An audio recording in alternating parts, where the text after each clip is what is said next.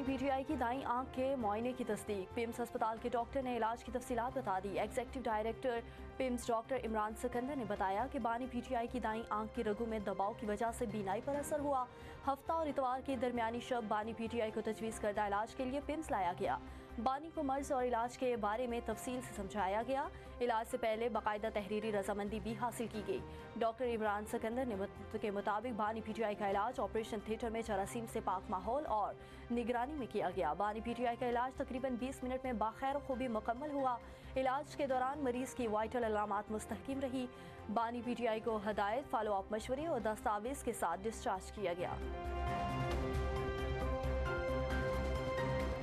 بانی P T I کی صحت اتنی خراب نہیں جتنا پروپیگنڈا کیا جا رہا ہے۔ ہم نے احتجاج کا اعلان کیا اور اسی دوران بانی پی ٹی آئی کی بیماری کارکنوں کے ذہنوں میں ڈال دی گئی۔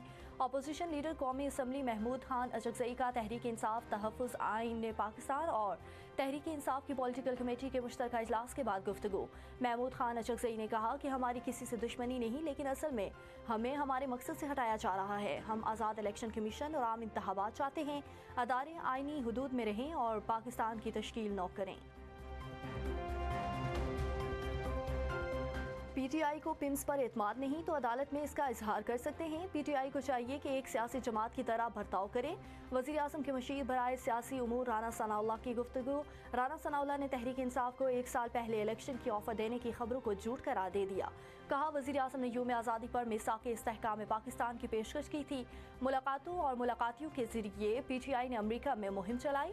پی ٹی آئی کا رویہ سیاست کو بلڈوز اور بلیک میل کرنا ہے۔ لاہور میں ماں بیٹی کے مین ہول میں گرنے کا مقدمہ، جوڈیشنل مجسٹریٹ کی عدالت نے پروجیکٹ مینیجر سمیت 5 ملزمان کو 4 روزہ جسمانی ریمانڈ دے دیا۔ ملزمان پولیس کے حوالے۔ پولیس نے عدالت سے 14 روزہ جسمانی ریمانڈ کی استدعا کی تھی۔ ملزمان میں پروجیکٹ میجر اسود سندھو، احمد نواز، دانیال سمیت 5 ملزمان کو ہتھ کڑی لگا کر جوڈیشنل مجسٹریٹ کی عدالت میں پیش کیا گیا۔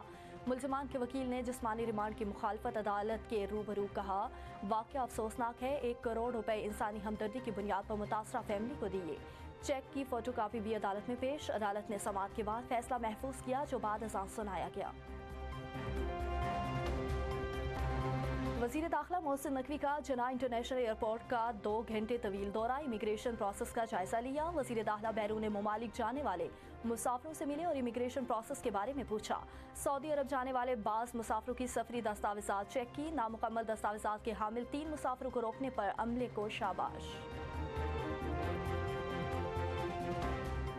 چمچم کرتے سونے کی چمک مان پڑ گئی۔ ملک کی صرافہ مارکیٹس میں مسلسل دوسرے روز بھی سونے کے بھاؤ میں بڑی کمی، مزید 25,500 روپے سستا ہو گیا۔ فی تولہ قیمت 5,11,862 روپے پر آ گئی۔ چاندی کے نرخ میں بھی نمایاں کمی، 24 کیرات فی تولہ چاندی 2,063 روپے سستی، قیمت 9,006 روپے ہو گئی۔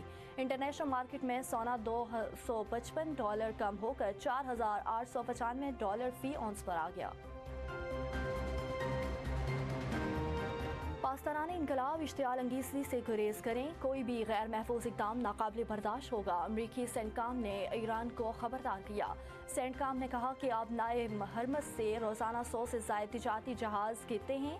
ایرانی مشقیں محفوظ پیشہ ورانہ انداز میں ہونی چاہیے۔ اسے بین الاقوامی میری ٹائم ٹریفک کی آزادانہ نقل و حمل کے لیے خطرہ نہیں ہونا چاہیے۔ غیر محفوظ اور غیر پیشہ ورانہ رویے سے تصادم کا خطرہ پیدا ہو سکتا ہے۔ امریکی اہلکاروں، جہازوں، طیاروں کا تحفظ یقینی بنائیں گے۔ ایران نے امریکہ کے ساتھ مذاکرات پر مشروط اعتماد ظاہر کر دی۔ ایرانی وزیر خارجہ عباس اراغچی نے ترکیہ میں گفتگو کرتے ہوئے کہا، تہران تمام مسائل کے حل کے لیے مذاکرات کی میز پر واپس آنے کو تیار ہے، تاہم یہ مذاکرات انصاف اور قانون کی بنیاد پر ہونے چاہیے۔ استنبول میں اپنے ترک ہم منصب حاکان فیدان کے ساتھ مشترکہ پریس کانفرنس کے دوران عباس اراغچی نے کہا، ایران کو مذاکرات پر کوئی اعتراض نہیں، لیکن دھمکیوں کے سائے میں مذاکرات نہیں ہو سکتے۔ ایرانی وزیر خارجہ کا کہنا تھا کہ ایران مذاکرات اور جنگ دونوں کے لیے تیار ہے۔ اس بار امریکہ کی براہ راست مداخلت کے باعث حالات بالکل مختلف ہوں گے۔ بدقسمتی سے یہ جنگ 2 طرفہ تنازع سے آگے بھی جا سکتی ہے۔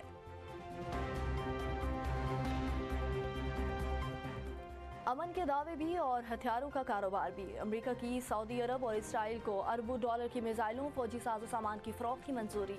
امریکی محکمہ دفاع نے تصدیق کر دی، ڈیل کے تحت ریاض کو $9 ارب کے پیٹریاٹ میزائل بھیجے جائیں گے۔ अमरीका जदीद कैपेबिलिटी मिसाइल और मुतलका आलात भी फराम करेगा। वाशिंगटन इसराइल को भी $6.5 अरब का फौजी साजो सामान फरोख्त करेगा। पेंटागन के मुताबिक फौजी साजो सामान में $3.8 अरब के एपाची हेलीकॉप्टर और $1.98 अरब के लाइट व्हीकल्स शामिल हैं। इसराइल को नेमर आर्मिड पर्सनल कैरियर के पावर पैक्स और लॉजिस्टिक्स सपोर्ट समेत दीगर फौजी साजो सामान भी फराम किया जाएगा। तो ₹4 बिजली की यूनिट में कमी की जा रही है फॉर इंडस्ट्री। मेरा अगर बस चले तो मैं इसको ₹10 और कम करूं, लेकिन हाथ बंधे हुए आप अच्छी तरह जानते हैं।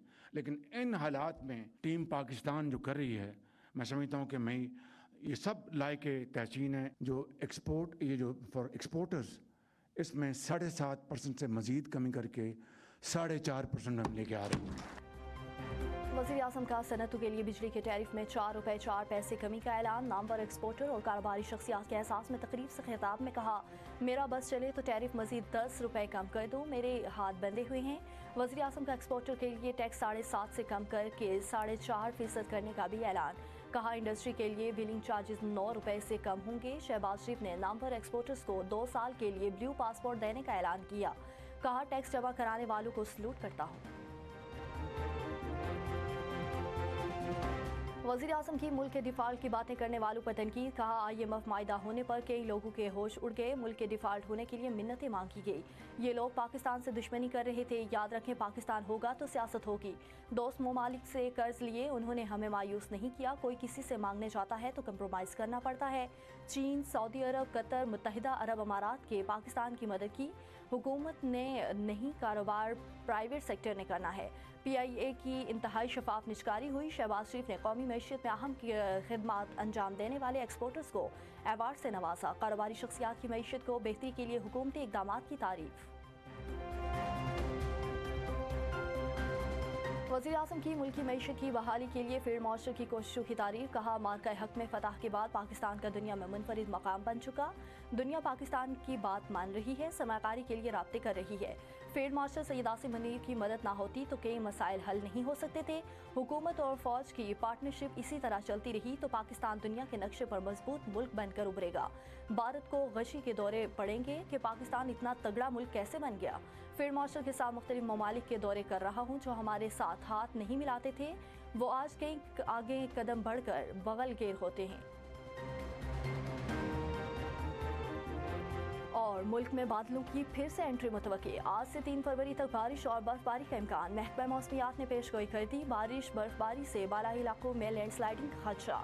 शहरियों और मुसाफिरों को एहतियाती तदाबीर इख्तियार करने की हिदायत। महकमा मौसमियात के मुताबिक शुमाली बलूचिस्तान और शुमाली इलाकों में आइंदा चंद रोज़ के दौरान बारिश और बर्फबारी मुतवक्की है। गिलगित बल्तिस्तान, आज़ाद कश्मीर और खैबर पख्तूनख्वा के मुख्तलिफ इलाकों में भी अब्र करम बरसेगा। इस्लामाबाद और खित्ता पटुखार में भी बारिश का इम्कान। पंजाब, मरी और गलियात में भी बारिश मुतवक्की।